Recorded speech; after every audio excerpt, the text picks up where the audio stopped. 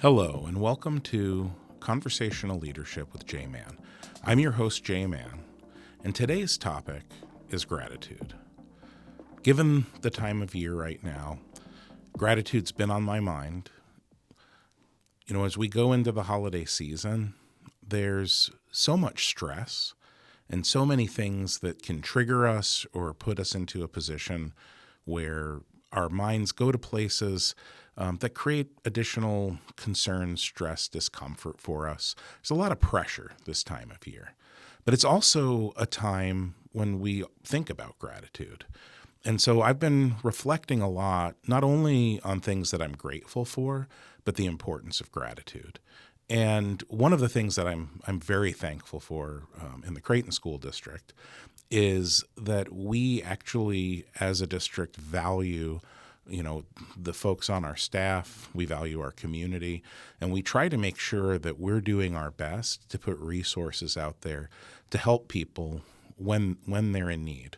And so one of the things that we've done is we have several different resources that are available to our staff members. We have an employee assistance program. In fact, I believe technically we have 2 different employee assistance program options that are available to our staff at no cost. And so if people are kind of, in a crisis, regardless of what type of crisis it is, or they're just in a dysregulated place and they're struggling to get out of it, we have those 2 EAP programs that are available. Also this year, we've been very fortunate to get to work with the folks at WEN. And WEN's an amazing organization that actually provides our staff at no cost to them with the ability to work with a counselor. And that counseling is based on the employee's need, like what they're working on in their life. So you don't even have to be in a place where you need support. It could just be you're trying to grow and develop in a specific area of your life. And so that's another tool that we have in addition to our EAP program. And there's others that we have as well for our community, actually supports our students, our community, and our staff. We have a partnership with Care Solace who can connect people with resources and supports. We have a partnership with Southwest Behavioral Health to support our students. We have a partnership with other organizations that really kind of come in and come alongside us and help support. So didn't mean to dwell so much on all of that, but what it really got me thinking about was, as we roll into this time of year, and I'm grateful for those supports that are out there, and I think about gratitude is more than our opportunity to show someone else how much we appreciate them, or be thankful for someone else or some other thing in our lives, right? And so as we think about it, gratitude is also a very powerful support tool for us as human beings. Because when we get into a state of gratefulness, when we're processing and we're thinking on being grateful, it takes us out of a lot of those other negative thoughts that we're caught up in. And so 2 years ago, I guess about 1.5 years ago now, for our Welcome Back rally, we had this amazing speaker who came out, Alex Boyer. If you don't know anything about Alex Boyer, he's also an incredible musician. I suggest you look him up on YouTube. You'll find some great music videos. But Alex does a talk about the importance of not, we think about how we feed our bodies to be healthy. He talks about the importance of how you feed your mind to be healthy. When you're consuming negativity, it puts you towards negativity. When you're in that negative space, it really even impacts your decision-making processes, and your decision-making is not as strong as when you're in a positive space. And so one of the things that, he talked about very eloquently is that we live in a world where so much of the information that's coming at us, hopefully not coming out of us, but so much of the information that's coming at us is not only negative, but it's negative by design, because for whatever reason, as human beings, the negative will draw us in. And so all of the, media outlets that exist out there in our modern, heavily internet-based world, will leverage this to make certain that we're, tuning in or subscribing or watching their stream. And so we see a lot of, negativity, obviously, in the news media. We see a lot of negativity in the social media. Social media is particularly challenging for this because the very algorithms they use to feed us information have a natural tendency to go towards feeding us the negative. And the minute you select to watch something that's in the negative, you're going to get a whole lot more, and it's going to scale up big time fast on you. And even other areas that we look at where information comes towards us, like YouTube and some of these other places, so much is really built on an algorithm that gets reinforced by what we're watching and sort of doubles down on that. So because of that, you can really get into a place where everything you're consuming on a daily basis is in that negative space. And so one of the things Alex shared was, don't watch those things. Don't like those things. Look for the positive. Like, work the algorithm to your benefit to bring more positivity in your life. It's going to give you a better headspace. It's going to put you in a better mental state. It's going to make you not only mentally healthier, but ultimately our minds affect our bodies, and it's going to make you physically healthier as well.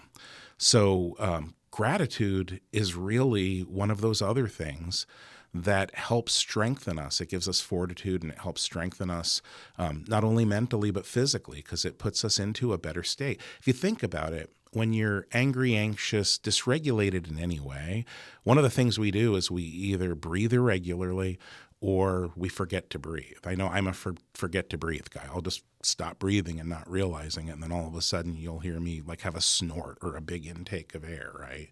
And that's, I think it's fairly obvious that just skipping oxygen for a while probably isn't benefiting our bodies, right? So that's certainly not a good thing.